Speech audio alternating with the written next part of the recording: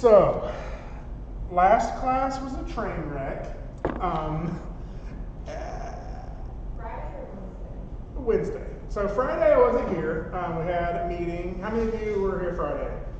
Okay, hopefully you got my email. Sorry, I tried to make it up here. We're doing some accreditation stuff and it got pretty involved. So I wasn't able to make it to class. But Wednesday was a train wreck. Wednesday was, we tried some stuff. I feel like I lost everybody. And I know part of that was probably not everybody was sort of in the same place of where they wanted to move forward with rigging. Hopefully everybody has a character now that is ready to at least take a stab at it, right? You're going to get stuff that reacts the wrong way, right? And that's okay. So today I'm going to go through and I'm going to rig my character, or at least I'm going to start showing you how I'm rigging my character. Because rigging is a little different in Toon Boom. Sometimes you get part of your character rigged, you start animating and you realize you need something else and you go back and you add it into it or you make changes to it. Sometimes like the rigging happens while you're animating. You realize you need something new, like a new hand shape, and you just have to draw that while you're creating the character. So what I'd like to get to is a point where I can at least start animating the walk cycle next class with my character. But I recognize everybody has a different kind of character. And that means some of that problem solving is going to fall on you. I'm going to try to do some stuff relatively quickly, and then over this class period and next class period, I'm going to help you fix yours as you go along, right? Right now, my hope is that we can say this walk cycle will be due a week from today. Everybody feel all right with that? Hopefully? Okay, I think we can do it. So let's just go ahead and make that change to D2L now then. All this stuff already loading up. Sign in. So a week from today will be the 30th. So instead of September 25th, we will say Monday, September 30th. How is that going to mess with the rest of our schedule? It's totally going to throw it into chaos. Like, so we can go ahead and look at that right now if we want to. I have a feeling we're going to have to. Let's go to course info here. Schedule. So the 30th. Like we're supposed to be starting lip sync today. So the 30th is going to have us right about that point. I have a feeling where we're going to end up is that this head turn and effect stuff is going to kind of fall into this mini single production thing that we're doing here. And so we're going to have to scale back just a little bit on that. Or possibly eat in just a little bit to our final. So I've given us a lot of time on our final. I've given us almost a third of a semester to do the final project. So if we lose a week on that, we'll just scale back the scope of it just a little bit. So yeah, it is eating into it a little bit, but there's some wiggle room built into here. So this schedule though is just way off now. So I can update it though, we can get some ideas. But basically, I sort of divide every semester into before fall break and after fall break, or before spring break and after spring break. And for us, I think that means that some of the stuff that was happening before fall break will actually happen before or after fall break now. Does that make sense? So the cool thing is this lip sync, I give us a lot of time on that. I give us a week on that. You really don't need a week on it, but once we have the rig put together, I think that we can do that one pretty quickly. Okay. So how many of you took a stab at this? Like tried to rig your character in some way or another? Okay, that's great. So I'm assuming you ran into some problems doing that, right? Let's hear some of it. What's some things that are happening? Yes. One main illness was when I would break the arm. The rest of the arm would hit if I ever moved towards Yeah, so probably I'm guessing just an idea of what you're saying is like I have this hand control here, and you're getting stuff like that, right? Yeah. So some of that is going to be playing around with just how do I say it? Like common sense solutions for this, right? Like if I'm getting that out of this hand, right, and it's rotating past that point, I could play around with the pivot point of this rotation. I'm going to make it something more like that, and maybe get a little bit less of an intense version of that, right? Or maybe I could move this up just a little bit, and that way when I get that rotation, I can still keep it kind of lined up. The other thing I could consider doing is, so I'm kind of getting this with my arm here. If I were to rotate at my my upper arm control right here, let's say I rotate like this, but I was over this way a little bit too much. You're going to see this arm kind of busting out at the seams there, right? It kind of comes out of the socket, right? And so one of the ways I could do this is just to finish that illustration to kind of curl on around to here. Now there are, so basically I'm trying to draw it in a way that when I animate it, it doesn't feel completely broken. Now that sometimes is easier said than done, but there are some other tricks we can use, like with the cutter or a couple of other things.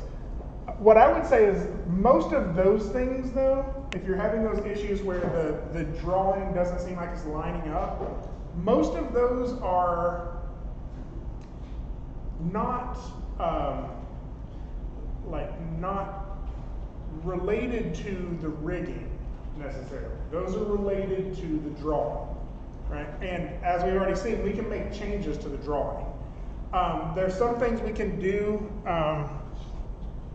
that will allow us to, how do I address this? I can take an invisible object and use that as a thing that blocks a shape. And so let me just kind of show you. Can I do a second to boom? Let me save this as a new version. So I could do like,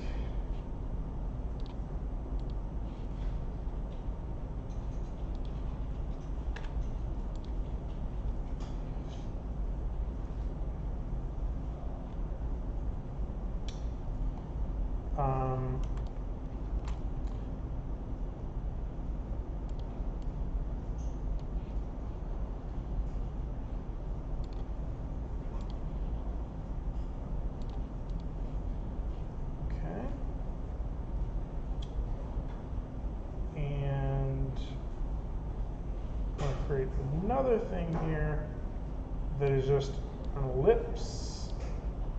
I'll go ahead and fill it with red too. Yep. Anybody need the attendance sheet? Attendance? Okay, yes. Yes, I am. So what I'm doing here though is just to kind of show you some solutions.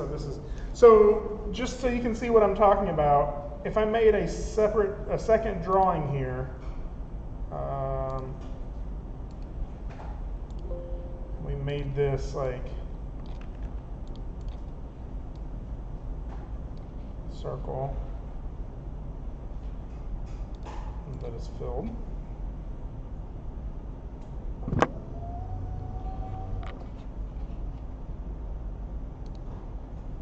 So within our node view here, I can disconnect this second drawing so I no longer see it, right? And then I can use something like the cutter, and let me see if I can remember how to do this. There's image, object composite.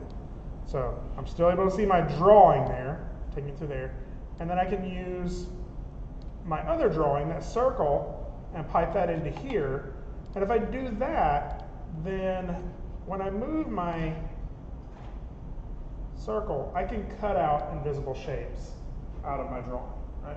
Now I know that may not seem like an immediate solution to what you're wanting, but basically what that means is you can draw more arm than you need and have the body of your character let parts of that arm be revealed as you rotate it, right? So instead of your shoulder just connecting right in, you can finish that shoulder and have that line for the shoulder come all the way into the chest and just be blocking part of that when it's on part of your character's body, right? So you're kind of just using it as a way to reveal lines that weren't there, but that aren't visible before, right? So really, I'm just moving that circle and hiding stuff and unhiding stuff, right? So now if I were to rotate my character's arm from here, you'll see that that's going to reveal and unreveal parts of that. So I can show you how to fix that later. What I would say is don't worry about that too much right now. Right now, let's get the articulation looking right, and then we can go in there and fix all those other things. There's another element that we can do that will allow you to take two cutouts of an animation and sort of glue them together. It's like it replaces any gap that happens in between them with another drawing. So yes, you had it. I was gonna ask if you could show how you did that again, please. Yeah, basically it's just the cutter node. So this one right here, and you just put that in there.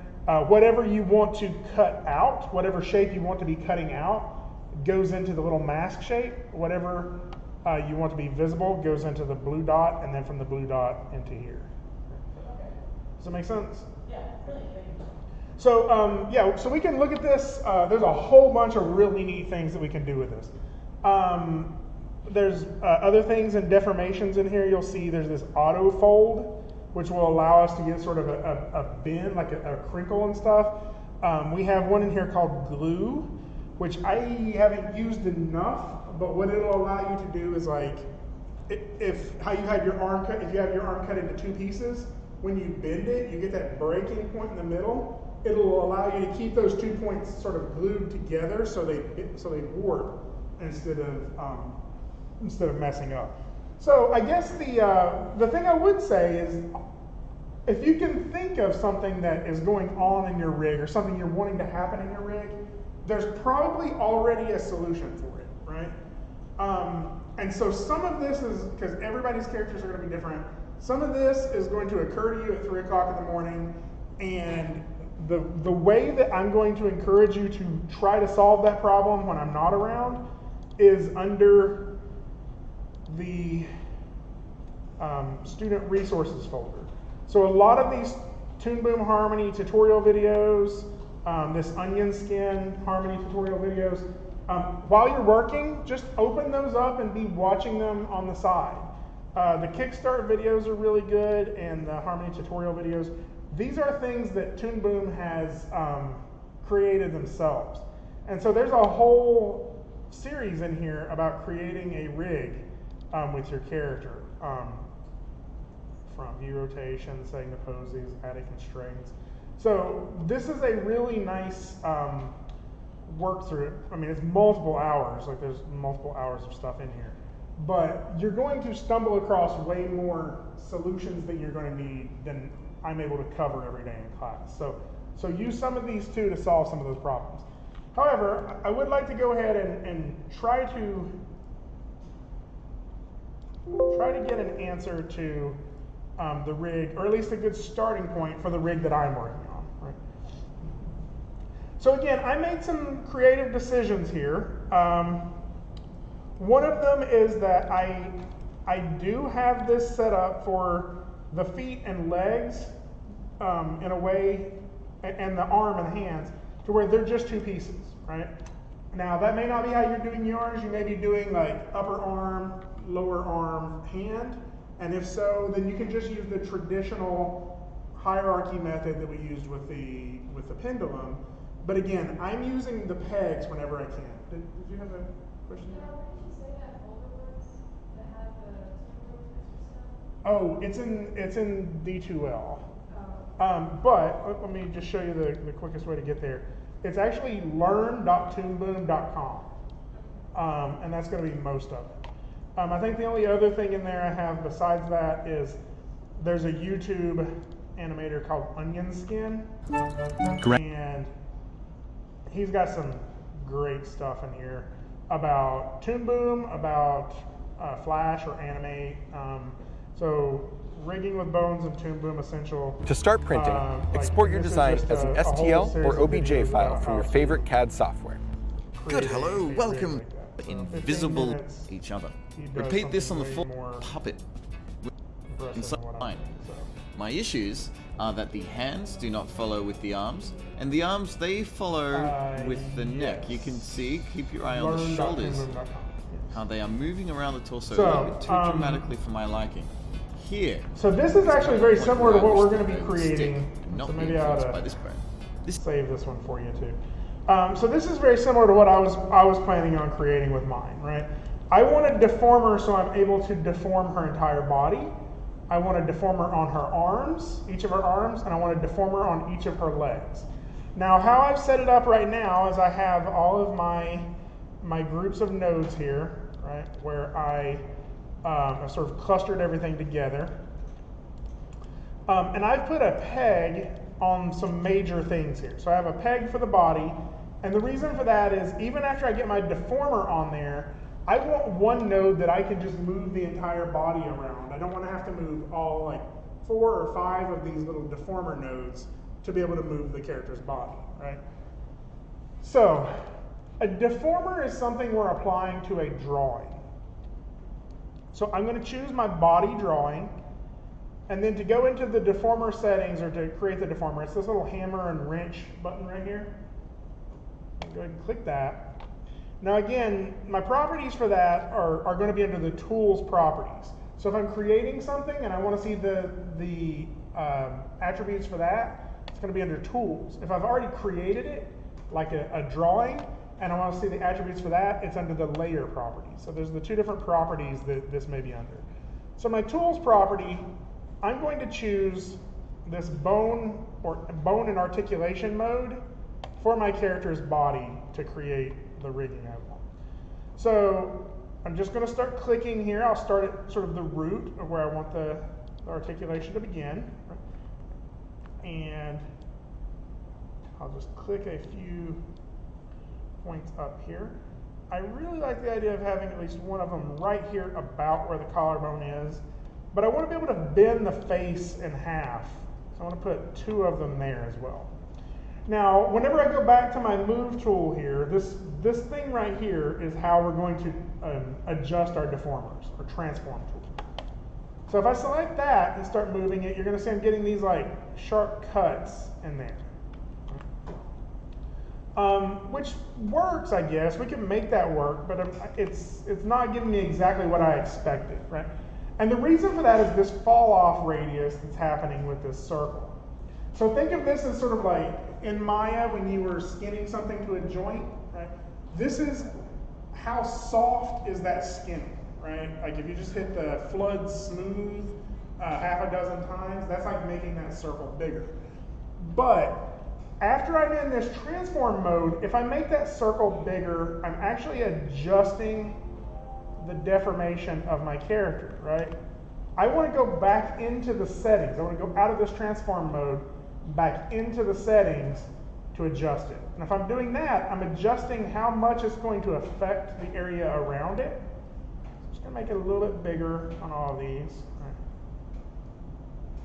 Right. And now when I go to move, you'll see that I'm getting a little bit of a softer deformation on this, right?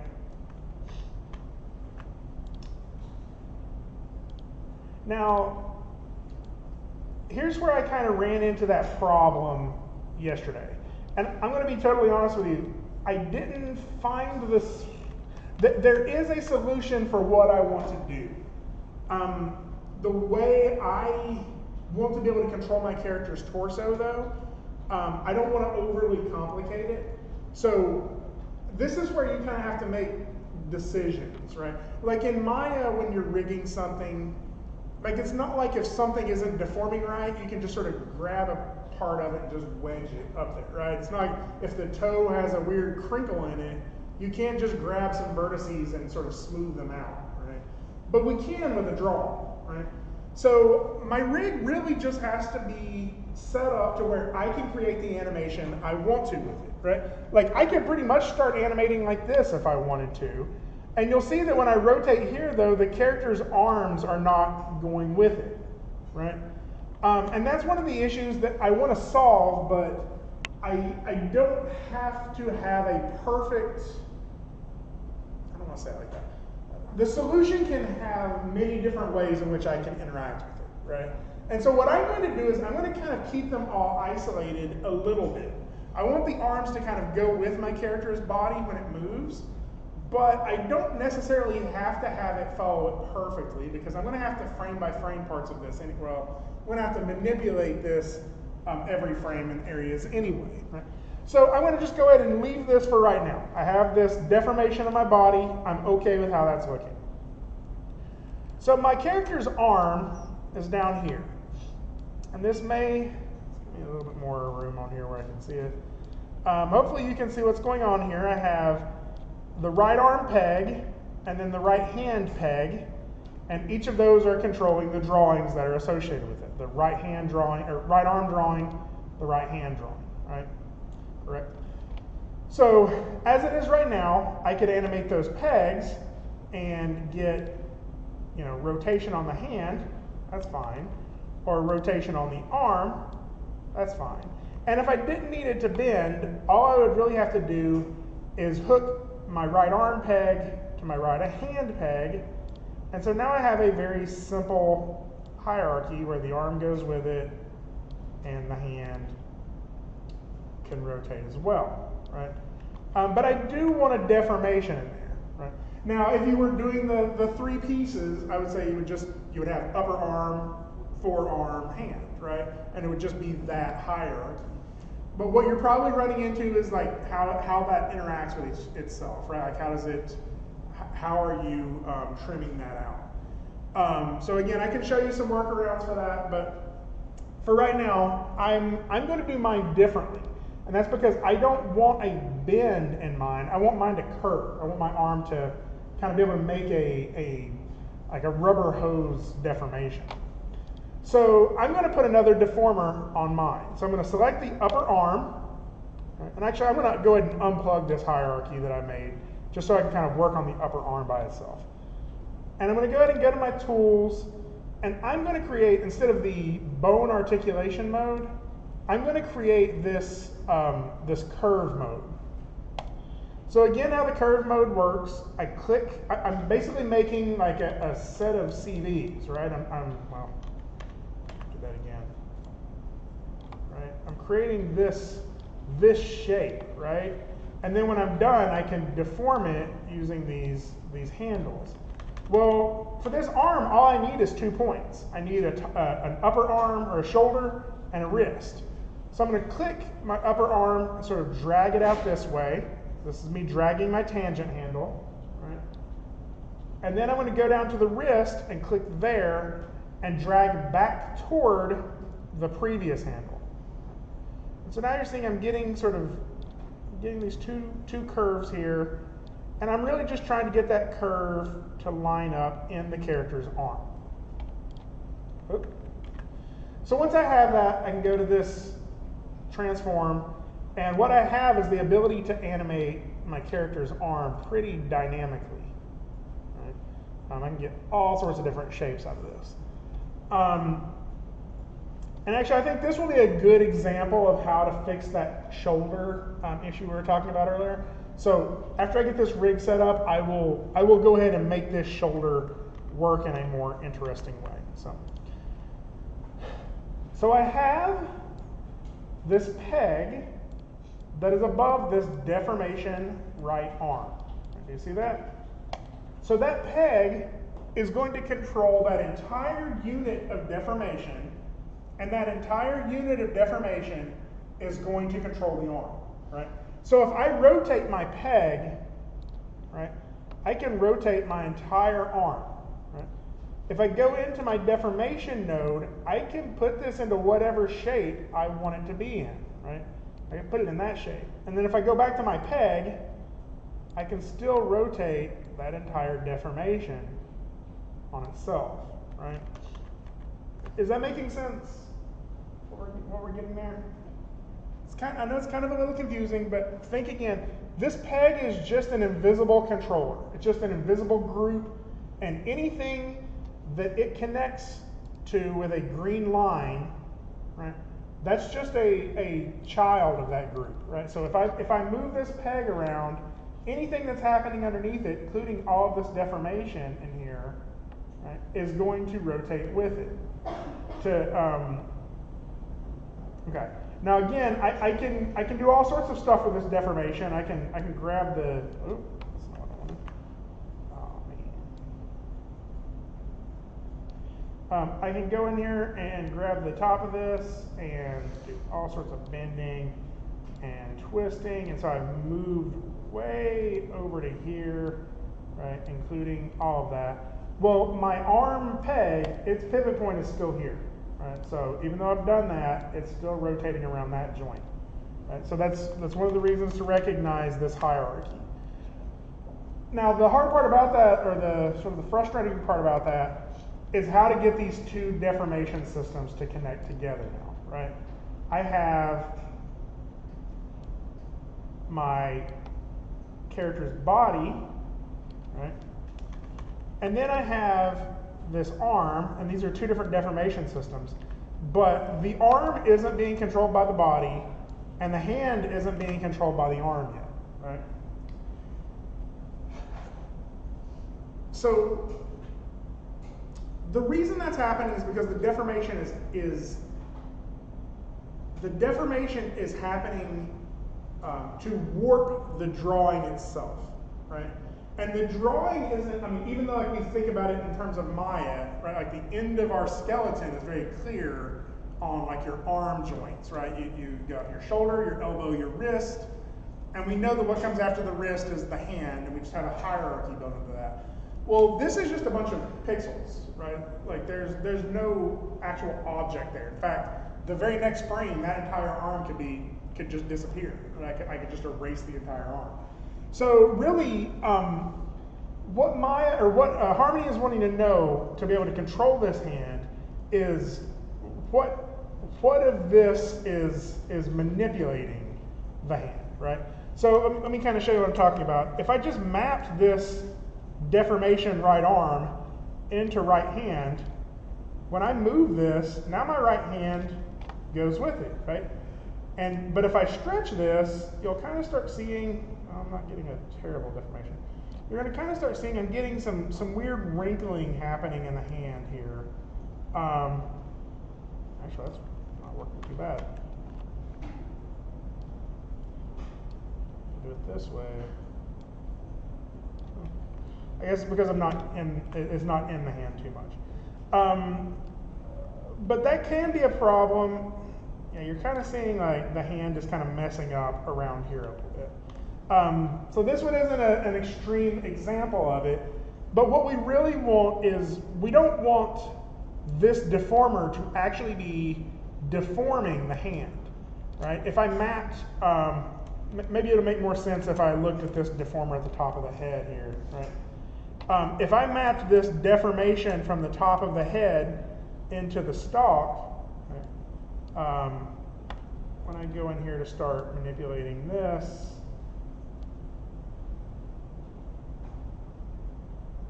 kind of see what's happening to the right here on the stalk. Like we're starting to get this like flattening out of it, right? And so even though like it's not on that I didn't put that deformer on that drawing because it's a direct child of that deformer, it's going to warp it anyway, right? So what we need for that is to say, no, I don't want you to warp the things below it. I just want you to be a parent of it, right? I want the end of that deformer hierarchy to be a parent of whatever is below it. And that's what we use that kinematic output node for. So under deformation, or you can always type up here if you can't find it. You just start typing kin. It says kinematic output. So I'm going to go ahead and drag this over here, kinematic output. So what this is going to do, like if I click on my deformation of my body, if I click on this little arrow right here, you'll see that this is a group. And what it's a group of is a whole bunch of other bones. And we'll see this multi-port in and multi-port out. Right? So what we have is a hierarchy of these bones. Right? We got bone 1 on the bottom, bone 2, bone 1, bone 2, bone 3. Right? And then the multi-port out is the end of that bone, which is right here, its location. Right? And so what's happening is if I made this a child of the entire deformation, it's a child of that entire warping system, right? If I use kinematic output, what it's doing is taking the last joint in that joint system, in that bone system, and it's using that as what it is going to drive the stalk, right? So if I go from deformation body to the top of kinematic output, and then kinematic output to the top of stalk, now you'll see that when I'm warping this, like that stalk isn't changing any, right? It's just a child of it. And then I can still animate that stalk however I want to. Right? So, I really want that to work with this system over here as well, but there is a little bit of a problem with that. I'm just going to hit Control-C, Control-V on that kinematic output. So the problem is with my arm, right? If I map deformation body into this kinematic output and then kinematic output into right arm, what's happening is it's the top of this character's head is driving that arm location. And so that's a little bit off from what I want. I really want this to drive it. And there is a way to do that, but it gets a little complicated. We can dig into that a little bit later. And in all honesty, I don't have a smooth process to show you on how to do that. And I kind of fought with it for a little while trying to figure out like how should I show this. But then I realized most of the animation I'm going to be doing on the character's head is this, right? And if I do have to do something on this and the arm kind of gets out of the way or gets in the wrong place, I can always go back to that right arm peg and put it back where it belongs, right? And that seems like an easier workaround than a really complicated arm rig that's going to keep it in the right place. So this is kind of the trade-off. You have to decide, do you want to keep fighting with the rig to make the arm stay exactly in the same place, or do you want to sort of just move on from that point and fix it in the animation? So that's kind of your call. Yes? So when you're doing the kinematic outputs, like if I have one for each arm, do you want like one for each arm, or did you just use one for both arms? Well, I think we could do that. Like you're right. So I mean, I think let's try this and make sure. This kinematic output that I have right here, that's going into the stalk, I'm pretty sure I can just map that straight into the arm, or to that as well. So I mean, I can just have one kinematic output. Yeah, if I want. And actually, I guess that probably makes, for clarity's sake, that probably makes a little bit more sense. All we're really looking at there is it's taking what's coming out of that deformation and finding the end point of that deformation. Does that make sense? Now we have another deformation here on this arm though, right? And so just so I don't warp this hand or do anything weird to this hand, I'm going to create another kinematic output, Control-C, Control-V, right? And I want the deformation from the end of the arm to go into the kinematic output, and then from the kinematic output to the hand. And what that's going to mean is, as I manipulate this, I'm not going to be able to warp that hand any. But that hand is always going to stay the shape of the drawing.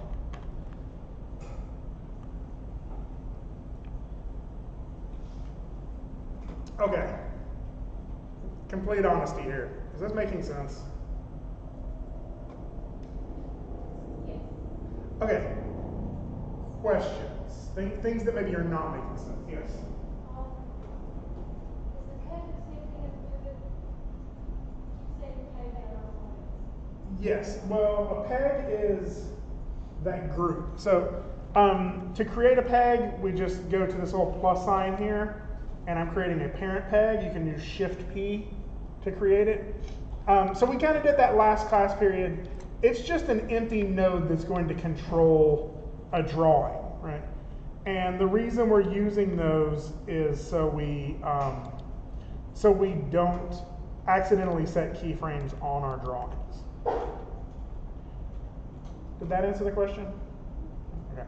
Now, I will remind y'all, the pegs, if you go to your layer properties, after you've created them, make sure you click the separate button before we do much else with the rigging of it. So really for me, when I'm creating a peg, I always create one, click that separate button, and then I just copy and paste that peg whenever I need a new one. Just in case I forget to click that separate button if I create a new one, just through the Shift P. Right? Because what that's going to allow us to do is use the function editor, the graph editor, a little bit more clearly. So you would recommend making a peg for every single drawing layer? I do, and the reason for that is like with this arm, right? This I have a peg that is on top of the deformation of the arm, and so that means I can use that peg to control the deformation and the drawing. But what I can also do is I can lock the drawing itself. So that's the drawing right there. I can just go ahead and lock that. And that means I don't accidentally mess up that drawing. Like I can't really go in there and mess it up. But on top of that, I'm not setting any keyframes on it, right? Those transitional keyframes or rotational keyframes, I'm not setting those on the drawing. And that means if later I wanted to go back and make new versions of this drawing or duplicate versions. Let's say I wanted to do one where the character's muscle bulges out, right? I can do that without a whole bunch of dots and lines all over this, getting it kind of hard to work with, like making it confusing. Okay. So the bones that you're putting in there, you're not putting them on the drawing? I'm sorry, what? You're not putting the bones on the drawing? No, I'm putting the, well, I'm putting the deformations between the drawing and the peg, but the deformations will get keyframes on them, not the actual drawing. So if you look here, you'll see you'll see it's already kind of happening here, right? The ones that have these little red, yellow, blue things, those are the drawings themselves. Notice that they're not getting any of the little dots for transformations on them, right? So that means if I wanted to go in here, we can go ahead and do it now with the hand even, right? If I wanted to go in here and I wanted to do a different version of this hand, well, that hand is right there, right? And actually, I'll show you this a little bit later. I can do a completely new drawing on the hand. Let's say I just do,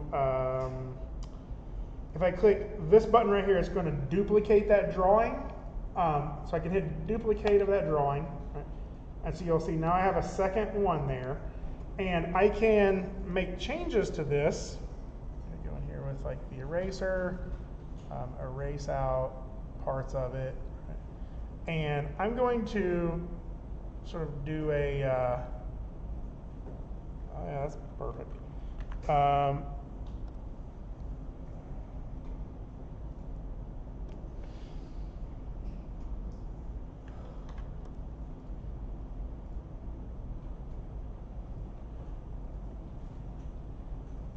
we go. I'm going to do a new drawing where it's just the index finger, right? Something like that. It's not the best drawing in the world, but you get the idea. So now I have this switch of that drawing on that hand, and I'm not getting keyframes on there to make it difficult if I wanted to slide where that drawing exists. Does that make sense? Kind of, no. No, it's not. Okay. So let's get going anyway, because what I'm going to do is we're going to eventually get to the face, and the face will make more sense.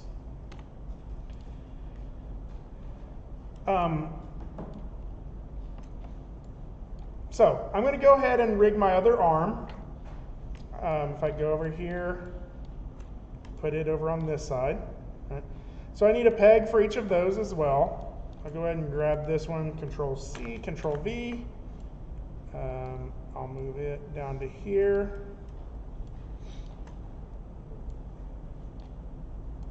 So I got my left arm, I got my left hand. Control C, Control V. So I'll call this L hand dash P. L arm dash P.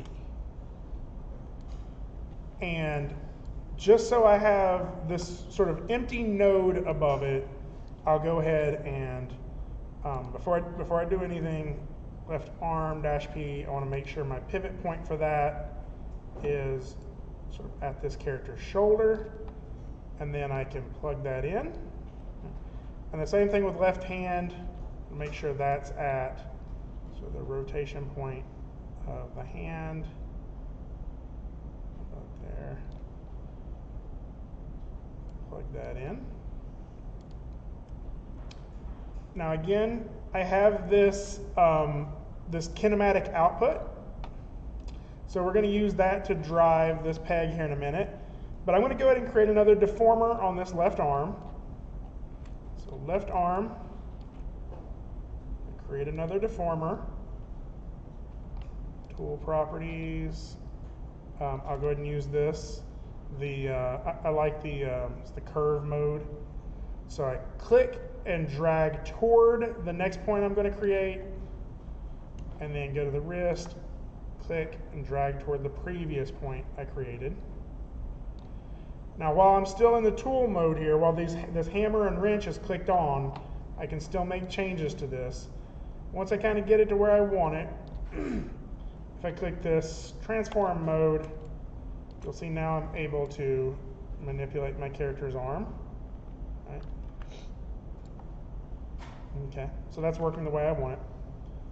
And you'll see that that sort of happened in between my peg and my deformation. So that means if I select the peg, I'm still able to rotate the entire thing, and I'm still able to use this transform tool on the deformation to warp my character's arm. Now, if I wanted, we see that when my character's body, the right arm is following along with it. If I want the left arm to do the same, I have to go back up here to this kinematic output that's coming out of the body deformation right here. And I need to drag that kinematic output into the top of the left arm. Now you'll see that I'm getting both of those arms are warping the way I want them to. Is that making sense? Maybe? No. Okay.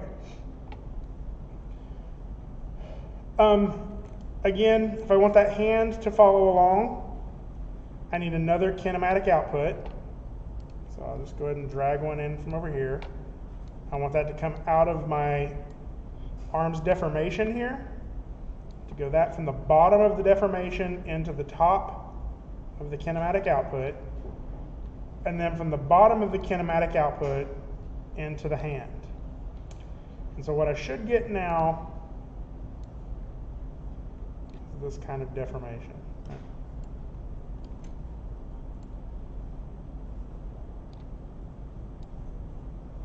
So I think this is interesting to recognize. I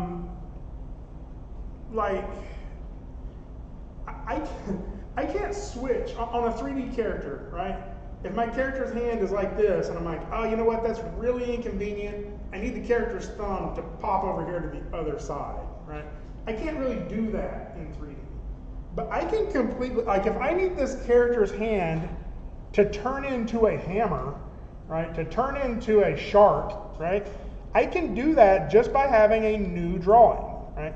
So this is my character's left hand, right? If I go find that, this left hand drawing. So you remember how we did the frame by frame animation? So that's all we're doing again on the drawing layer. I'm not manipulating these shapes with these deformers or with these pegs. I'm manipulating the layer that those shapes are on, right? So when I'm rotating my peg here, I'm rotating the entire arm layer, right? And when I rotate my character's hand peg, I'm rotating the entire hand layer. So I can change the drawings that are on this layer. So if I go to my hand, and I wanted to, let's say I wanted to do right here, did I mess something up? Yep. So on this hand layer, let's say I wanted to make my character go from the hand pointing down to the side to going up in the air, and now they're palm forward and the index finger is forward, right? So I can just do a different drawing with this hand. Right? So I'm just going to do a completely new drawing. So if I click this button right here, right? Now that even though I have an exposure on here, there's no drawing on that. Right? I can go to my library. If I click on library, you can see the different drawings that I have for this layer. I have the option to have nothing, which is 0 here if I pull this down. You can see it. 1 or 2. And currently 2 has nothing on it, right? So let's go ahead and do something completely ridiculous so you can see that. Let's do a I'm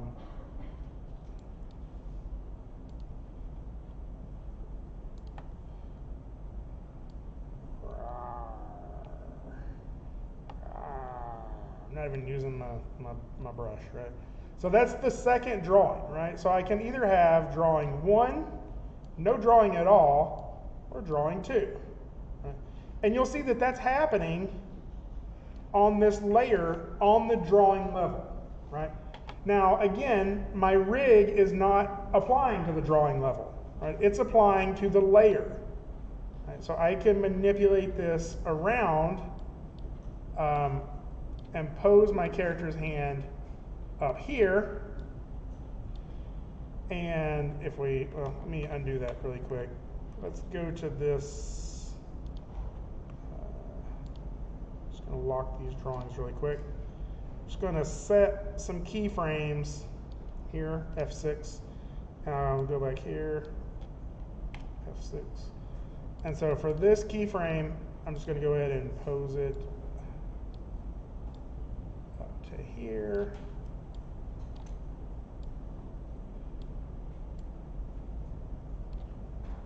And so what you'll see happens is the hand transitions up, and when we get to this point, it switches to that, right? So I'm pretty happy with it. I'm really not, but let's say I'm happy with that transition, right? That transition, but I wanted to change the frame in which the hand changed, right? That's why that's why we're using these pegs, is because I can now shift this keyframe to happen earlier without messing with any of these black lines and dots. Is that making sense? So now that hand pose is going to change halfway, and the lines and dots are still going to stay the same. Right? If I wasn't using pegs, those frame changes, those drawing changes, and the dots and lines will all be on the same layer, and it's just a mess to try to keep them straight. Right? It's too much information sort of on top of each other. So that's one of the reasons I did this. Now, again, I can always just switch this back to drawing 1 and keep that. The interesting thing is I can do as many drawings on this as I want, right? I can do 1,000 different hand poses, right? And switch in and out of those. And in fact, that's how we're going to do most of the face animation. So, let's go ahead and delete those keyframes now. So I'm going to just go to right click, delete keyframes, delete keyframes. Okay, so now we're just back to our rig. So I just kind of wanted to, I'm trying to reiterate this stuff and go over it over and over again, so it's hopefully making more sense. In case you all realize, I'm also streaming on Zoom if you need to log into Zoom to sort of follow along as well. Okay, so I got that kinematic output on the arms, on the legs, right? I'm sorry, on the arms. I got the kinematic output happening on this little piece of stuff up here. There's lots of things I can do for that as a type of deformer. I could use it as a shape deformer. I'm probably going to completely redo this. I just kind of threw that in there, and I think it looks kind of like wilty. So I'm probably going to look at some stocks on some stuff. But the cool thing about that is I can redraw that as many times as I want to because I'm rigging the layer, not the drawing. Right? So what I do, like one of the things I could do with this, if I wanted to, I could go find that. Where's that at? Stock. Right there, the stock drawing. I could do a deformer on it and use this envelope deformer. So I'm just going to do this one as a quick test just to show you. An envelope deformer is kind of like the curve deformer, except for you're outlining a shape. Right? I haven't used it a lot, so we'll see if how this works.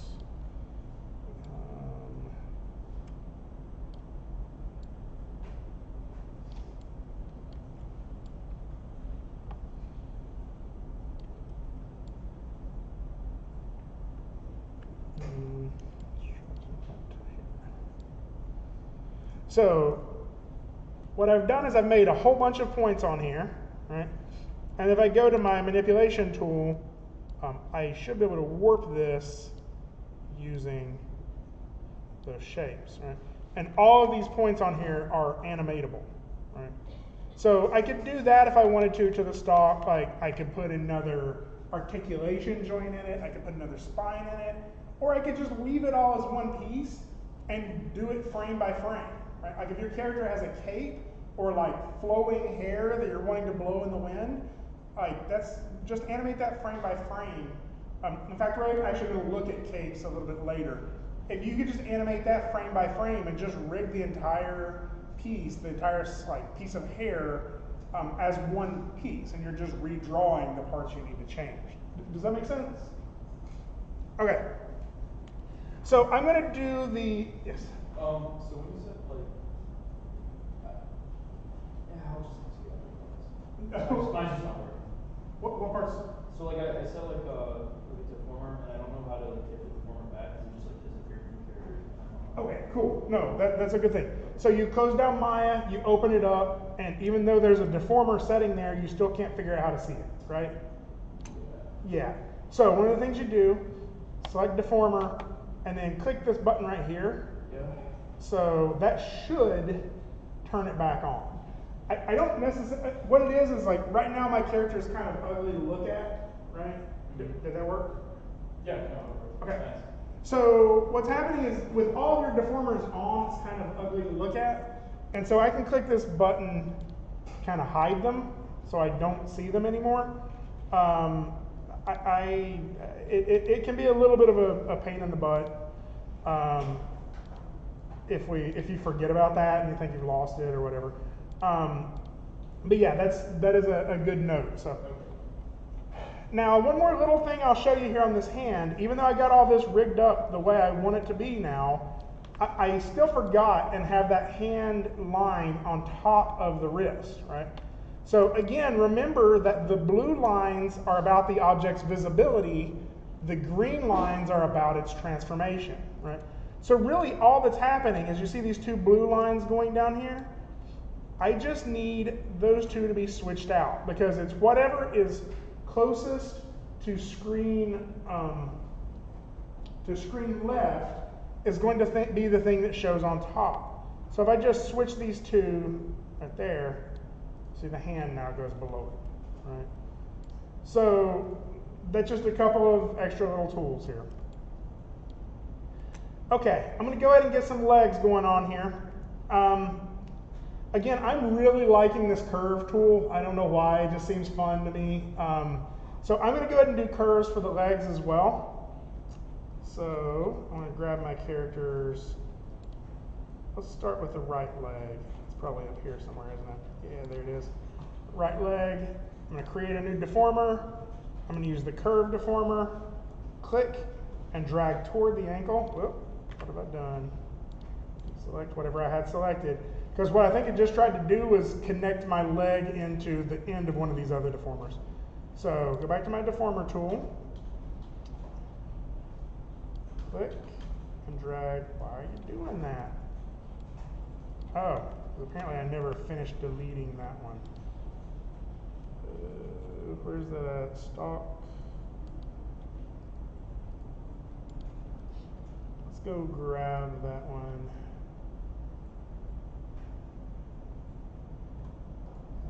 Is there a way to get rid of that?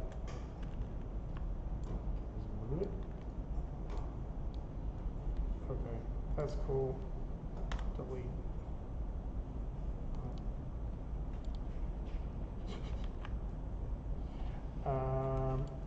Sorry, hold on. I've accidentally created a deformer on this stalk that I didn't want. There we go. I think that's going to work. So go back to my leg. Click, drag toward it. There we go.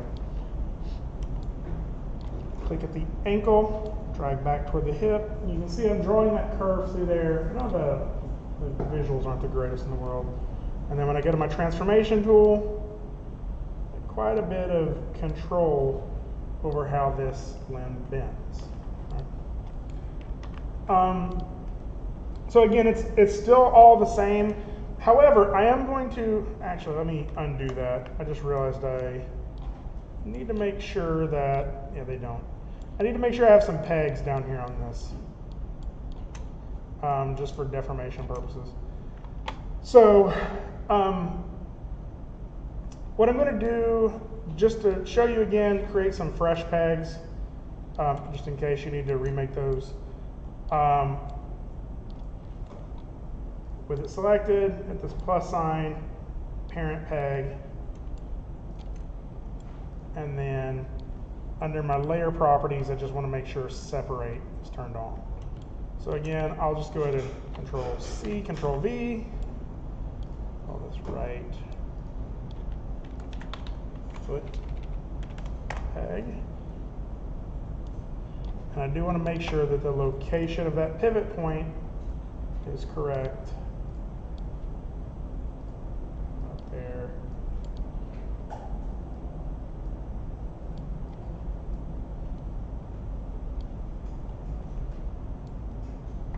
I know this is a lot of steps.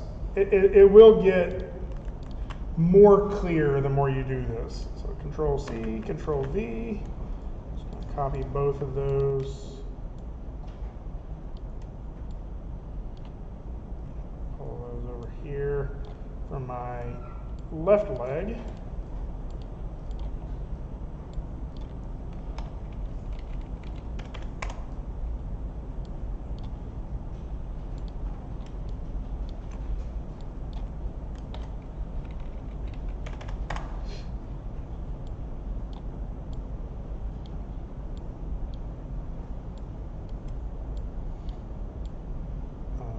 Okay. And I want to make sure my pivot points are in the right place. If you want to be able to see that drawing, well,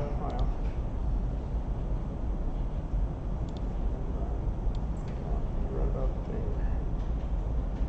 there. I can always turn off body mesh just to see where that goes. Somewhere right about there. Foot.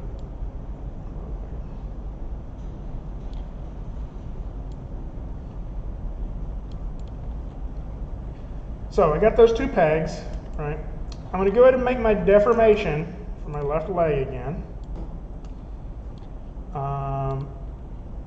Again, I'm digging this. So there, downward, drag upward. Looks good. Now something that I'm going to do a little different on these legs though, I don't want the top of the head controlling the location of the foot.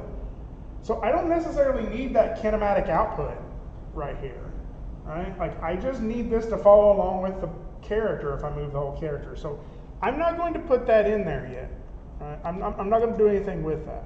But I do want the end of the foot to follow along. So let me go back and kind of make sure I'm making that clear.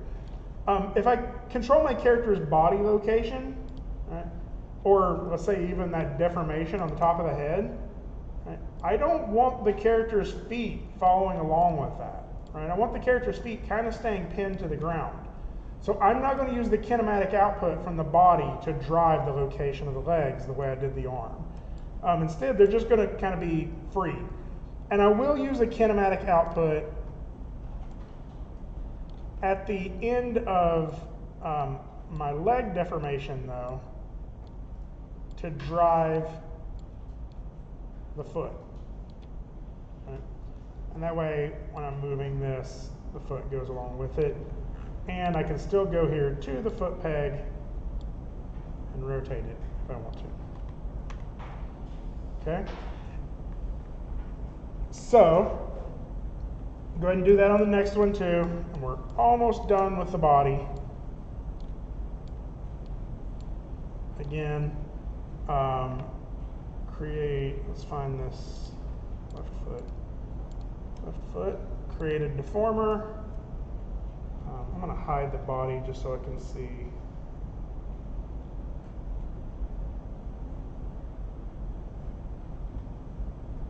I'm missing it. So click here.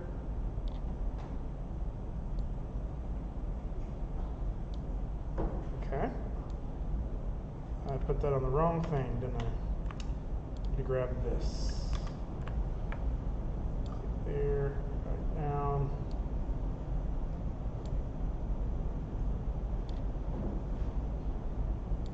Put deformation on the leg. And then again, kinematic output, the deformation of the leg to the top of the foot. So what I get.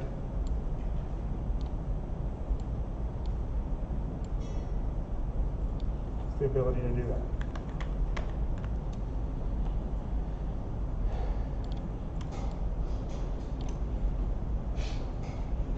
Okay.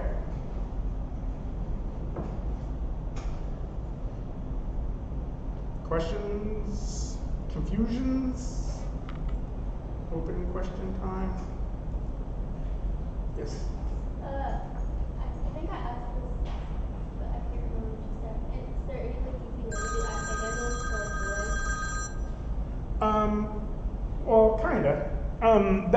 There are pins we can do on that to where the like if you're wanting to grab the character's body and move it up and down, and the hips just kind of stay connected to it, right?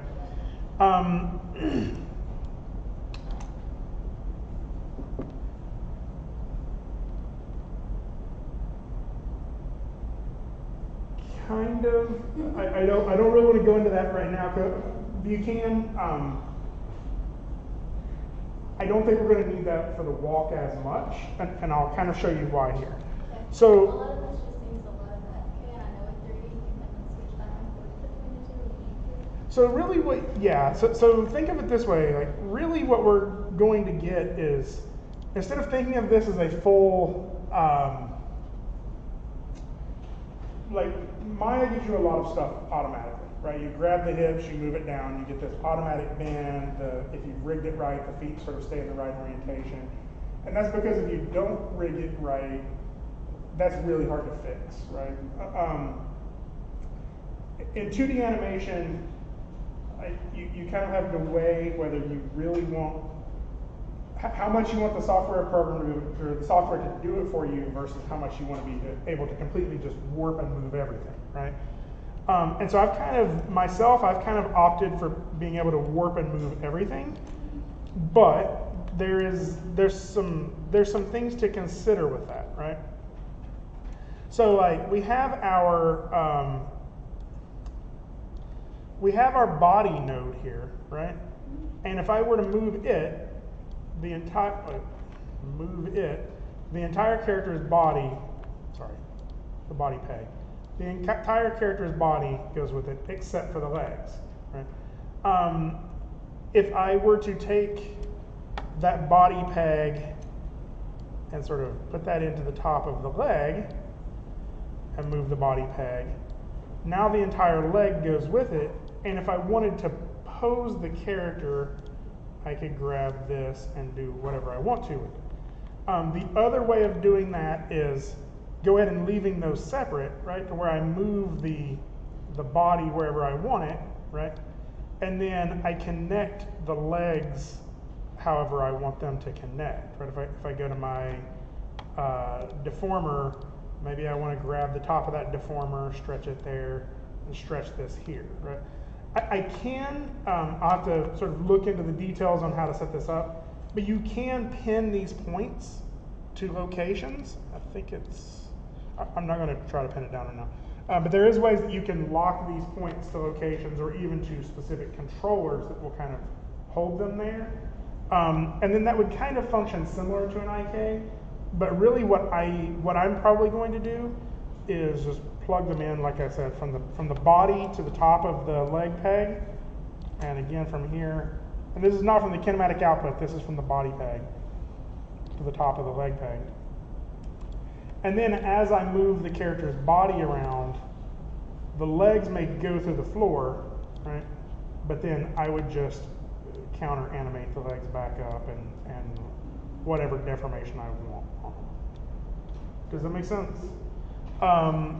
Everybody's going to kind of get a different, it kind of depends on what your character looks like on how much you want that to be automated.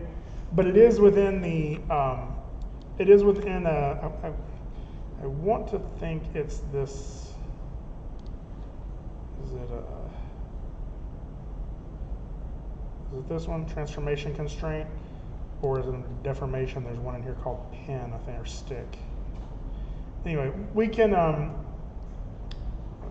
work with that though. If that's what you're wanting it to do, I'll have to do a little digging to remember how to do it. But yeah. I just wasn't sure if that would make like animated easier to be able to like have that option. It might. It sort of depends. It might make it easier, but it also might. Like for me, I am almost sculpting every pose using that curve. And so I have a feeling what would happen is I wouldn't get the right angle on the hips every time, and I would still have to go in there and adjust them. So, yeah, Charlie, do you have a question? Just like, is there any way to clean up the timeline? Because when you expand everything, it looks Like a mess. kind of like a disaster. So, I clean it up as in hide things you don't want to see, or? Yeah, because like, with the way that everything's parented in the node editor, it makes sense. And then you look at the timeline and everything's like in itself. Is there any way to sort of like expose the drawings in the timeline and hide like all the other things that kind of control the node editor? Or I don't know if that's possible. Give me one second. Oh man. Okay, apparently I have some keyframes on it.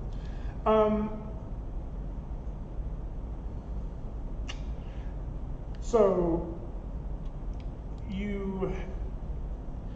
if there's certain things you don't want to be messing with, like the way I usually do it is I lock them, and so like I usually go through and I lock all of the drawings, so I don't accidentally set keyframes on them. And then if you minimize down to like this, right? If I set a keyframe on this body peg, any child that can have a keyframe underneath it, like if I hit F6 on that, any child that can have a keyframe underneath it will get one. Does that make sense? So you can kind of organize it a little bit by hierarchy in that way. Like if you just collapse up to the pegs, well, didn't really work right. And then lock anything you don't want to get a keyframe on it. Then when you set keyframes, it'll kind of keep your keyframes on the things you want. For me, that's one of the reasons I use this. I also use this as kind of a picker because I recognize that all these little green dots here are they're my pegs, right? And so I can go through here and quickly grab those, or I can go in here with this tool and quickly grab the deformer.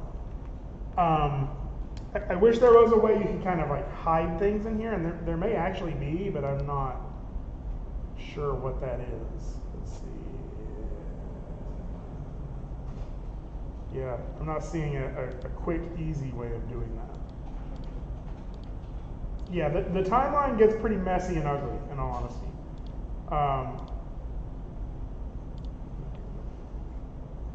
The big thing I do, though, is I do like lock as many of the drawings as I can so I don't accidentally set keyframes on those.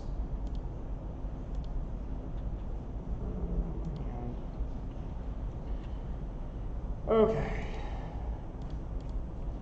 Other questions?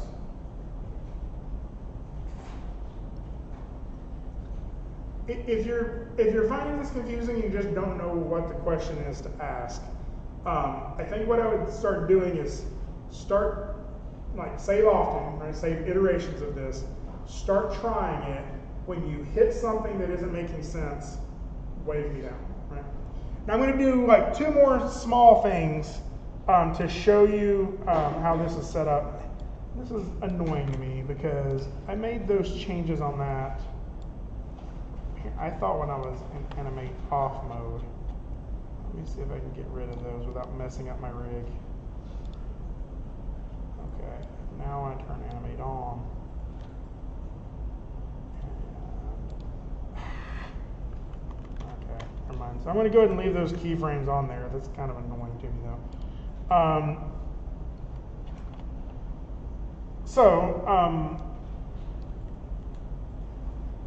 So I have a couple of things I want to add to this. One is I have the body is sort of the top hierarchy node that I have right now. Like if I zoom in here, if I move the body right now, everything moves with it, right? Except for the face, and we're going to work on that. I'm going to go ahead and create another peg even above that because I may want to I may want to rotate the body node or something like that. I don't know. There's just there's just a lot of reasons to have this. So this character node I have on the ground, right? And so if I plug that into the top of body, right? Now I can have my character bouncing up and down, rotating, whatever, but I can still move the entire character around my scene. So this is kind of like a master node. Right? This is a node that allows me to control the entire rig, right? And I'm going to keep that up top because when I go to do my walk cycle, I'm going to have my character walking in place, and then I'm going to move that placement node to get my character to walk forward. That means I only have to do 2 steps, and my character can walk forever with that cycling feature. Yeah. Okay. The last thing we're going to kind of look at today is the fact that the face is not doing what it seems like the face should be doing, which is going with the head, right? So my face is all of these pieces. I got my right eye, left eye, my eyeball. So the eyes are going to kind of have their own system. The nose, I'm going to go ahead and put a peg on that, and I'm just going to leave it open. And the mouth, I'm just going to leave it open. So let's just go ahead and create us a quick peg on the mouth. Like this, like mouth, parent peg.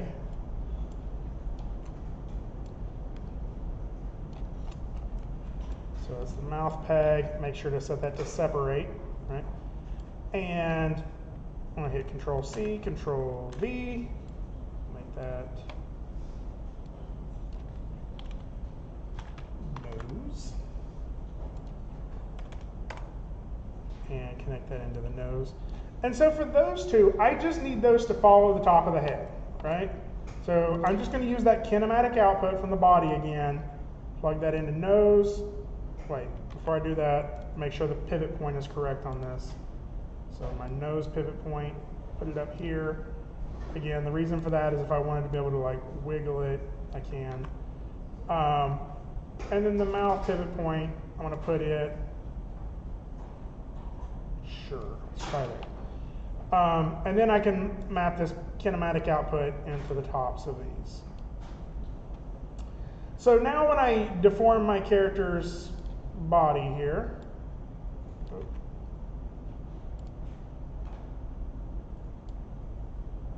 the mouth and the nose are going to go with it, right? Now, I haven't connected in the eyes, and that's because I want them to be a little more complicated, right? I have the eyes as a unit, right?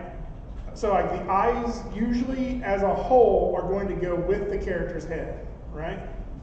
I also kind of want to be able to control the eyes individually, right? If I wanted to push them closer together or further apart or scale one down, scale one up, whatever, I want to have that ability to do one eye at a time. And I also want to be able to control the direction of the character's eyeball, right? Like that little black dot in the center. So that's a lot of stuff going on in here. So I'm going to go ahead and get me some pegs, Control C, Control V, and let's start just sort of thinking about this. So I'm going to need more room in here. Let's see.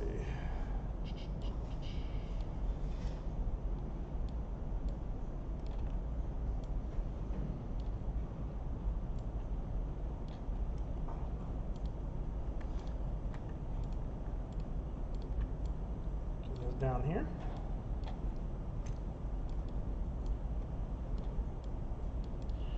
So we're going to call this RI-P.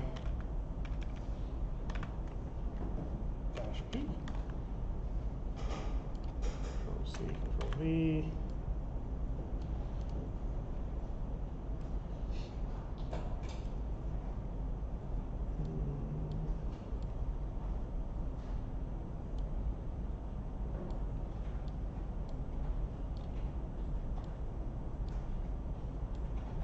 Sorry, I'm just organizing this so I can think about it. Okay. Call this LI-P. And then I'm going to duplicate each of these. Control C, Control V. Just so I can connect that into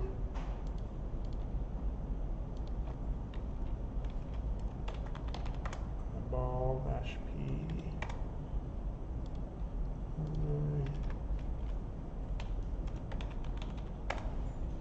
Okay. So I'm going to have to do a little bit of organizing here.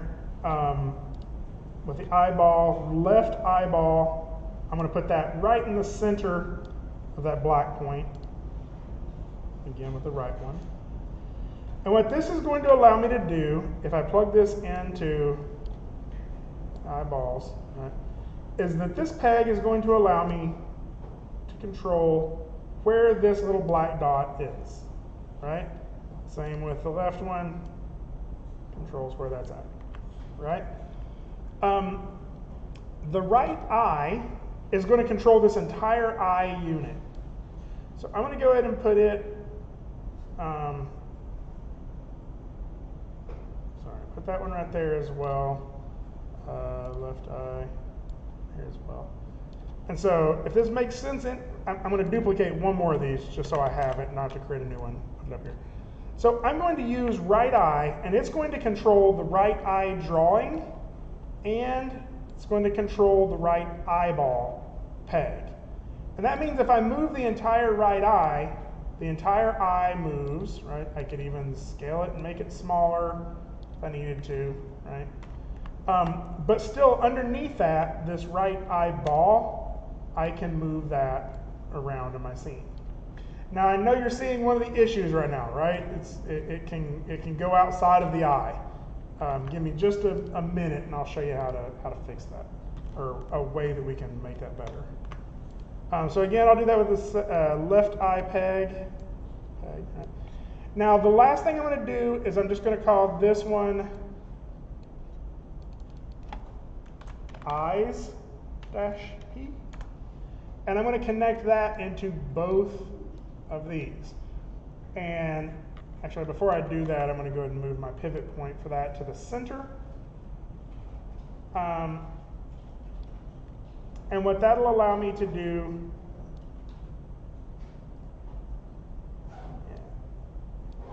is that.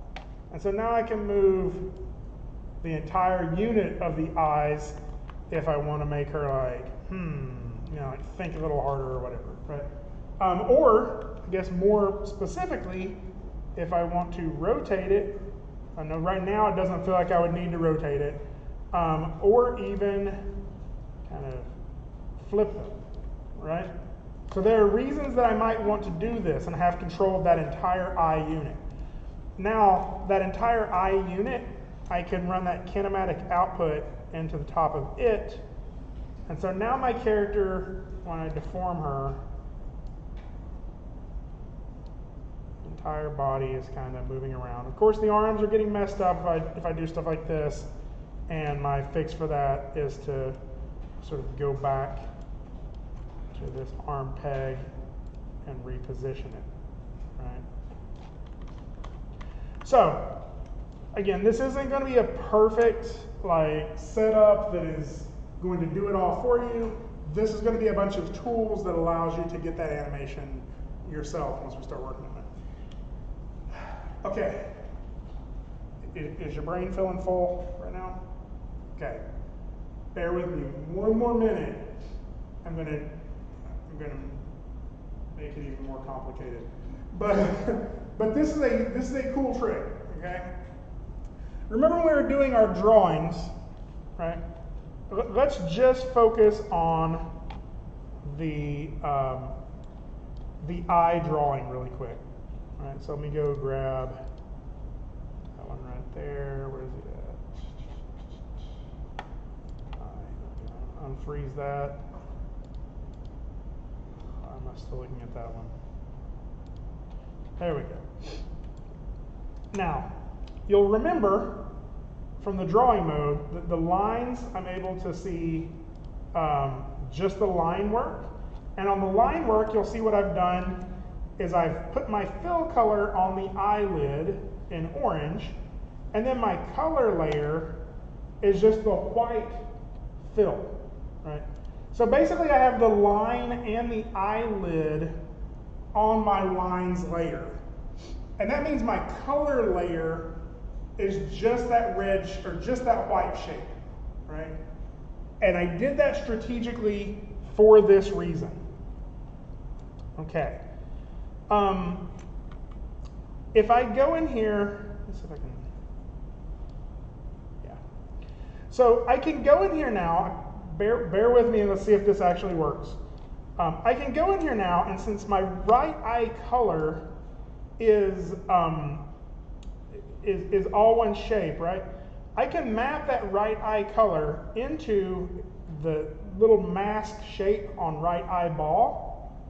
And I believe what that means is now if I move my right eyeball outside of here, it trims it to the drawing above. Like the right eye drawing will trim it, right? So that dot still exists, we just don't see it, right? So that's a nice feature, except for if I do it the way I just did it, right? My eyeball goes on top of my eyelid, right? And I don't necessarily want that. So what I do want to be able to do is I want to be able to take just the color layer from this and use that as a mask, okay? So if I go look at my node library here, I have to remember where this is at. Let's just start typing color art right there. So I'm going to pull that in here. And so if I map my right eye into this color art node, it's just going to show the color art. Right? If I were just looking at this node, it's just sort of taking the color art from that layer and just focusing on that. And so now I can move that into the mask or to the matte on this. And that means if I move my eyeball now, it's going to trim it off at the color art, which should be, that is not doing what I wanted it to. Color art.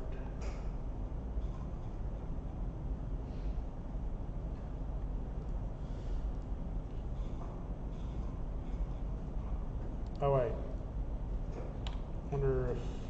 because it's filled in all the way. It is, I bet. Building on the line layer or the drawing? No, I see what I did. It's this right eye drawing. The color art, I have it all the way up to there. So, I want to quickly refix this. I'm just select that color art and delete it. Get my lines here again. Push those down. So when I go to my color art layer, you see all these shapes. The reason it was doing that is because my white was going up into here.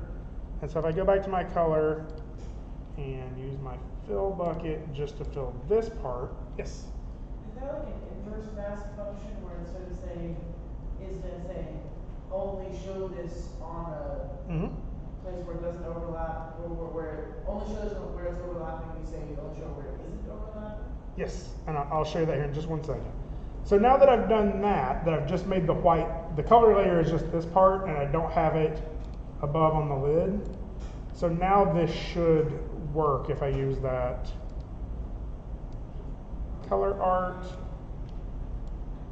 there.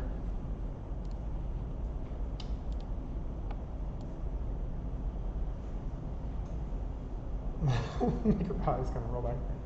All right. So this is a little trick that we can use to sort of make things feel like they're more dynamic in terms of layers. Okay, yes? Where did you get the map again?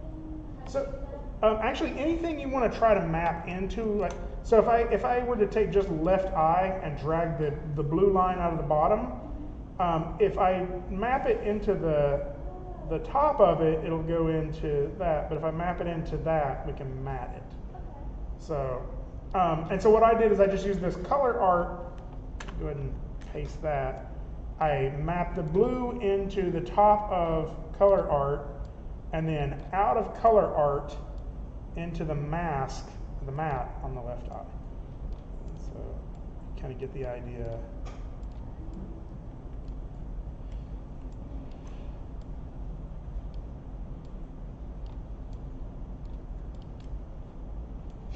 So, I have a pretty dynamic setup here now. One of the things I could do if I wanted to is I could create one more control that just controls the direction of the eyes, but I could also, if I just hold down control and select both of these, I can move my eyes now together, kind of have her looking around. I also need to fix the color art on this, don't I? Sorry, let me go fix this in the left eye. Color. That's not what I'm looking at. There we go. So, yes. Color. Cancel. Delete that. Go back to my lines. Get that. Color. Fill that with off-white. There we go, camera.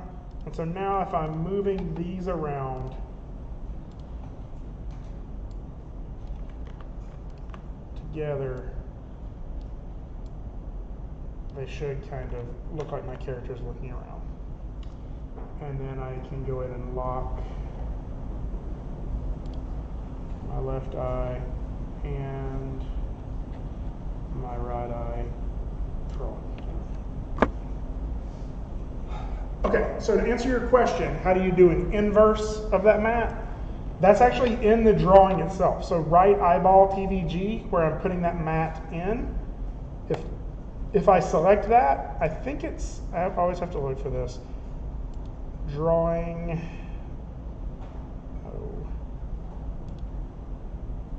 invert mat. And so now you'll see what happens is as I get outside of it, it becomes visible. Right? I was going to suggest that, or I was going to, I guess, ask if, would it be simpler if instead of setting the pupil to mask onto the white of the eye, you set the pupil to not mask onto the line art of the eye? Yeah, so how I use the color art node here, all that's doing is it's taking the color art channel and separating it, right? So we have one for line art as well. So you could do both or either, but if you just use line art, what it's going to do is the line, when it's over the line art, that's the only time it'll be visible, if that makes sense, or invisible, whichever way you want to invert it.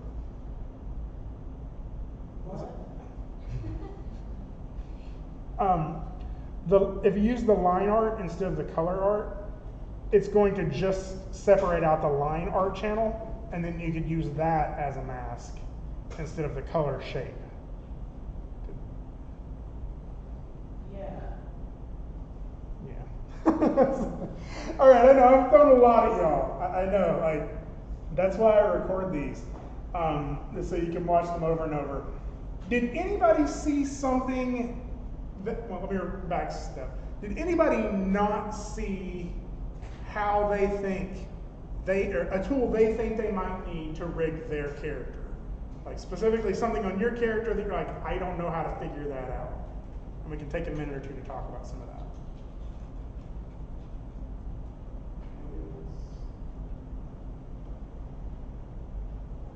I think is better to do one-on-one. Be better one-on-one? I want mine going forward instead of side to side, so I Oh, like walking toward you?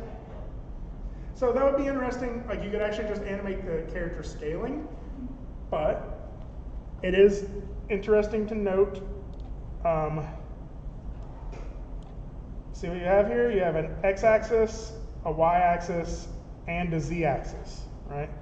So I think I've shown you all this before, but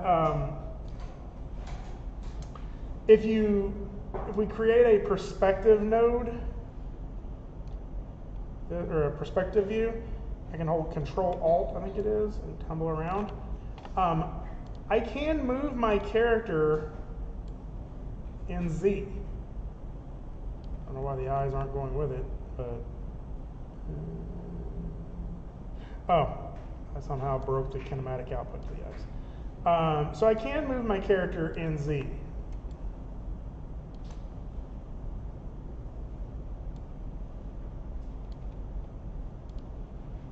One more time. And if we're looking in the camera view, what that looks like in the camera view, when we do that, is it's going to look like the character is getting closer or further away from us. Okay? In fact, we can create whole backgrounds in here where we can move our camera closer or further away. But that might be something you do, is you just animate your character walking and then you just move them forward in Z, so it looks like they're getting closer to you. Or a combination. Maybe you want them to be going to side and getting closer. I want to go ahead and save this because I want to show you, this is just something I think a few of you are fighting with. If you decided to do let's just do a completely new one here real quick. Let's say you decided to do your arm in segmented pieces, right?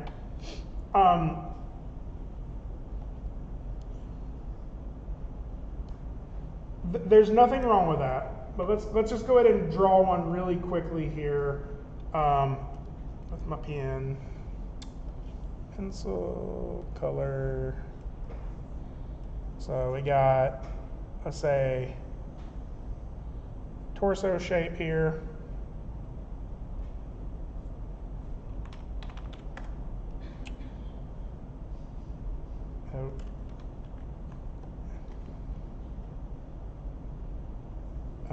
We'll do up arm,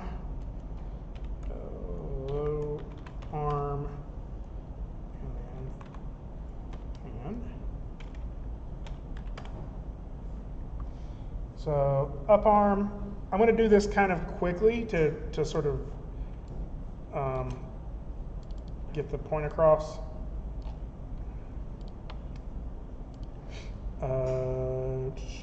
Torso.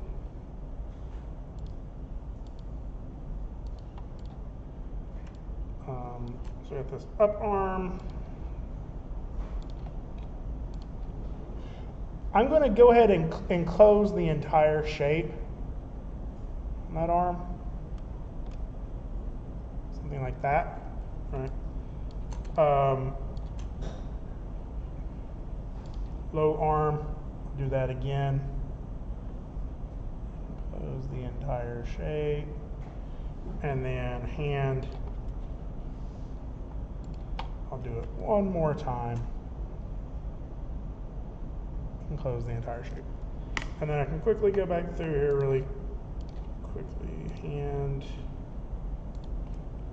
arm. So let's say this is the character you have. I'm gonna tweak that just a little bit. My low arm. There we go. So this is one of the ways that we can kind of fix some stuff. I can go through really quickly and just show you the sort of the node solution that I would do for this, right? If you're doing this as instead of a deformer. Torso, hand, arm, okay, there we go. Torso, up arm, low arm, hand. So one of the things we could do, Shift P creates a parent peg. Apparently not. It can't be in the node when you hit Shift D. It has to be like Do what? timeline. Oh, it has to be over here. Yeah. All right. So that'll work. Layer properties, separate that out, and then I'm going to Control C. I'm just going to do these kind of quickly so we can kind of see what they're doing. So this is much more like the pendulum, right? And notice that I am not even remotely thinking about how these are connecting together just yet, right? So no, that's the up arm. There. Maybe I should just go ahead and name them before I get confused.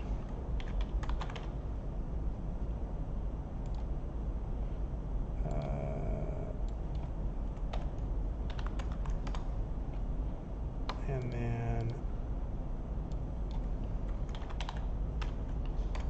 okay. So up arm, my torso, put it over here. Arm A, put it up here. And put it right here. Now, the problem with this is that ugly, like, connection, right? It looks like it's made out of sausages, right? And if you want this to all be made up of one contiguous piece, that can be very annoying, right? So I'm going to go ahead and not worry about that just yet. I'm going to go ahead and just piece all of this together in the hierarchy the way I would want it, right? And then torso into up arm. And so now this all should work the way I would want it.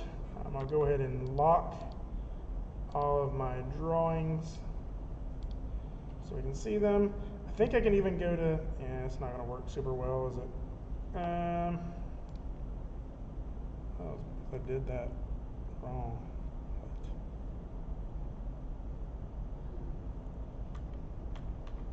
Sorry. Yeah, that's all connected together, and then up arm. There we go. So then I can lock all of these, and that makes more sense. And then just those. Okay. So I'm not going to worry about the hierarchy thing, but I can very quickly, select these individually and get the hierarchy deformation that we'd want, right? So here's what I'm going to do to kind of fix this blend area here, right? So let's just start with the upper arm. So what I'm really wanting is I'm wanting to change where that line starts or starts to become visible based off of how I rotate it, right? And my up arm pivot point is there. So I'm just going to create a new drawing. We'll call this mask 1. Right? Close that. And you'll see mask 1 gets created over here. First thing I'm going to do, well, let's just go ahead and leave it connected just so you can see it for right now. I'm going to go ahead and leave that on there, and using, let's say, this green color, right? I'm going to go in here and paint in this sort of default pose where I want this to be invisible at some point, right? So I just paint over this. Actually, I can make my tools property much bigger so it's easier to draw, right? I can just draw like a blotched out area, right? Maybe not even that big. Let's do something more like that, right? Now the cool thing about this is I don't have to look at that mask if I don't want to. I can unplug that. That mask still exists there, right? And if I'll go ahead and leave it plugged in just so we can see it, but just recognize I can unplug it, and in a few minutes here I'm going to. So what I'm going to do is I'm going to have this mask block parts of my upper arm. So if I map this into that, what just happened? Did that work? Apparently not. Can I unplug that? There we go. So now it's only showing the parts that's visible, right? And if I go to my mask here on my layer properties, I can invert that mask, and this is where it gets really cool. So that green thing isn't visible anymore, right? But if I rotate my up arm, you'll see that that shape changes depending on where I rotate on that. Does that make sense? So that means all I have to do is have that mask stay constrained to my torso, and if my torso moves around, I can use that to mask that out, right? So I can just keep doing that with other drawings. So let's go ahead and create one more drawing here. I know we're getting close on time here. Create drawing, we'll call this mask 2 and mask 3, sure, close. So mask 1, still showing up in there? Okay, so I can just keep doing this with these other elements, right? I can go to mask 2, go in here with this paintbrush, too much. Let's paint that on low arm, just paint sort of a little dot right there, right? I'm gonna unplug mask, plug that into the visibility of low arm. I'll invert my mask. And so now when I rotate my low arm, I need this up arm to control the placement of mask 2 instead of the torso. So I'll do like that. So now if I rotate this, see I can keep that looking like this.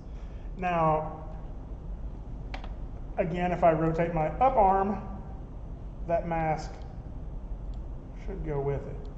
So does that make sense, kind of what I'm doing there? I'm using a drawing that I'm then hiding as a mask for parts of my drawing I want to reveal or hide in different contexts. Could you also do the same thing for legs? We put a mask on the upper thigh and then just Yeah, absolutely. No, yeah, that makes sense. Like what you could do is you could have like, you know how your hip muscle kind of comes up into your torso a little bit? You could draw that entire shape the way you wanted, and then just mask out the parts you don't want and parent that to the torso. So yeah, there is a kind of a quick way that we can use to do this.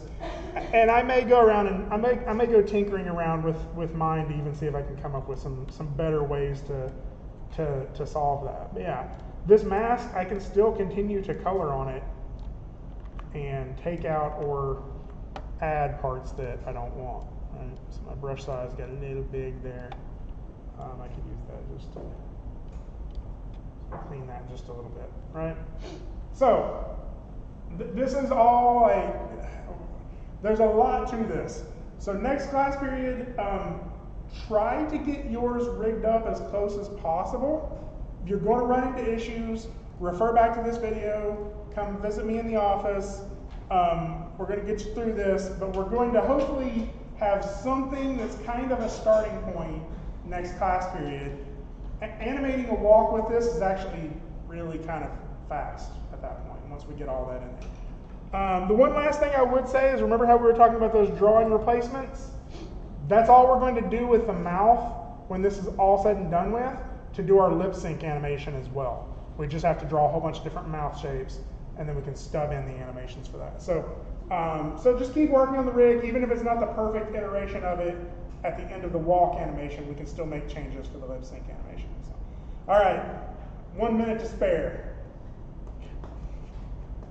All right, hopefully this has been less confusing than the last class period, or at least more informative. We'll try that. So I'll upload this video to YouTube, and I'll let me know if you have any questions. Give me It's a lot better than the frame by frame drawing. I like it better. I have a feeling it's good. The class is going to be kind of split.